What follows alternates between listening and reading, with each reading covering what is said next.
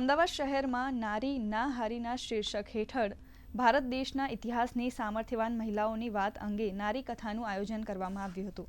ગુજરાત રાજ્ય સંગીત નાટ્ય અકાદમી અને દીર્ઘ મીડિયાના સંયુક્ત ઉપક્રમે આ કાર્યક્રમ યોજાયો હતો, જેમાં અમદાવાદ શહેરના મેયર પ્રતિભા જૈન સહિત મહાનુભાવોએ પ્રતિભાશાળી મહિલાઓને એવોર્ડ આપી સન્માનિત કરી હતી. અમદાવાદ ગ્રામ્યના જિલ્લા શિક્ષણ અધિકારી કૃપાબેન ઝા દ્વારા શહેરના મહિલા સાહિત્યકારો દ્વારા લેખિત પુસ્તકોનું વિમોચન પણ કરવામાં આવ્યું હતું.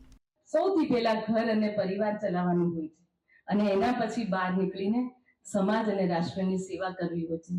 તો જ્યારે આપણું ઘર અને પરિવારમાં જે શાંતિ હોય ને આપણે ચલાવી શકીએ બંનેના સમન્વયથી, તો જ આપણે કોઈ પણ ક્ષેત્રમાં આગળ વધીએ અને સફળ થઈએ છીએ. ઘણા બધા નારી રત્નો જન્મ્યા છે ભારત વર્ષમાં અને એની શક્તિઓથી આપણો સમાજ છે એ જાજાલ્યમાન છે.